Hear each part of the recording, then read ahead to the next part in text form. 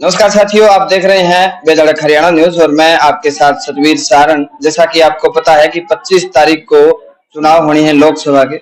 उससे पहले बहुत सी पार्टियों में उथल-पुथल होती रहती है, नेता एक जगह से दूसरी जगह जाते हैं।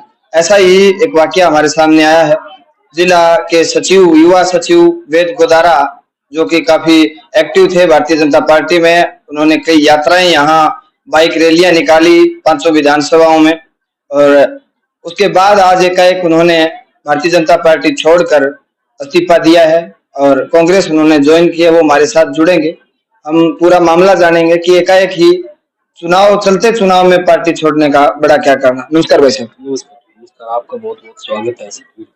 भाई साहब, आज से अगर थोड़े से दिन पहले की बात करें तो हम आपको भारतीय जनता पार्टी के नेताओं के साथ और बड़े जोश और जोश के साथ आप उनकी अगुवाई कर रहे थे और आज एकाएक आपने कांग्रेस ज्वाइन कर ली, क्या मामला है? आप इस थोड़े से समय से थोड़ा सा पहले और जाइए, मैं कहाँ था।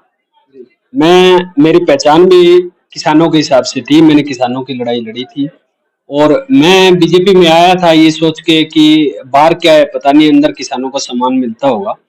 मैंने देखा भी किसानों की ये दुर्दशा। और मेरे जो पुराने साथी थे, मैं किसान यूनियन से जुड़ा हुआ था, तो जब भी मैं जहाँ भी जाता, किसी के बीच में जाता, तो वो लोग बोलते भी आप तो किसानों के थे, किसानों के विरुद्ध पार्टी है। तो मेरे को कुछ माइंड में ऐसे आया भी जिन किसानों ने मेरे को पहचान दी, मैं उनके साथ सही नहीं कर रहा, तो मैंने बीजेपी से त्याग पत्र देके और कांग्रेस में।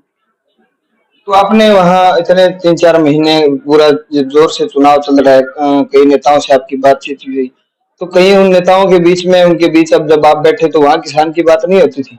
नहीं, किसान का कोई मुद्दा ही नहीं होता था। और बोलने को तो सारे बोलते हैं हम किसानों के लिए ये कर रहे हैं, वो कर रहे हैं। और दूसरी घटना मेरे साथ ये हुई कि मेरे गांव में अभी घटना हुई थी। उस घटना पे किसी ने कोई संज्ञान प्रशासन ले नहीं रहा और गांव के लोग भी काफी नाराज थे। और अभी तक आप देख रहे हो पूरे क्षेत्र में भाजपा कैंडिडेट दौरा कर चुका है। अकेला गांव दड़बा कला ऐसा है जहाँ पे अभी तक भारतीय जनता पार्टी का कैंडिडेट या कोई भी नुमाइंदा यहाँ नहीं पहुंचा। तो मैं सिर्फ मेरे सम्मान की नहीं, मेरे गांव के सम्मान की भी सोच के और मैंने भाजपा से त्याग पत्र लेके आज कांग्रेस में। अब ये कारण माने कि गांव के तीनों जो लीडर हैं, पवन बेनीवाल, संतोष बेनीवाल, भगत सिंह बेनीवाल, वो कांग्रेस समर्थित हैं। तो ये मामला माने कि तब आप कांग्रेस में आए हैं, या एक चर्चा चल रही है कि कुमारी शैलजाएं वो चुनाव जीत रही हैं तब आए हैं, आपका कुछ या कोई निजी स्वार्थ है तब आपने कांग्रेस ज्वाइन की? देखिए, मैं आजाद खाल का आदमी, अगर मेरे को इन तीनों पार्टियों से कोई दबाव या कोई निजी लाभ का अगर मैं रखता तो फिर मैं भाजपा ज्वाइन ही नहीं करता। आज अगर मैं आया हूँ, हाँ बेशक ये मेरे परिवार के लोग हैं, मेरे गांव से आदरणीय लोग हैं, मैं इनके साथ रहना अच्छा चाहूंगा। लेकिन चाहे वो पवन बेनीवाल जी हो, चाहे वो संतोष बेनीवाल जी हो, चाहे भगत सिंह बेनीवाल जी हो, उनके साथ हमारे पारिवारिक संबंध रहे। लेकिन ये कतई नहीं मान सकते हम भी मेरे ऊपर किसी प्रकार का दबाव या किसी लालच के अंदर में आया हूँ। अगर मेरे मन में ऐसा होता तो मैंने भाजपा को इतने 4 महीने दिए हैं। और मेरे गांव से भी कोई ऐसा नहीं है अभी जो भाजपा के लिए इतना बोल पाया हो। मैं निकल के भाजपा के लिए काम किया है, तो इस चीज को तो मैं सिरे से नकारता हूँ। मैं आस्था इसीलिए है कि आज के दिन कांग्रेस किसानों की बात कर रही है, महिलाओं की बात कर रही है, और मैं अलका लांबा जी के समक्ष आज कांग्रेस पार्टी में शामिल हूँ।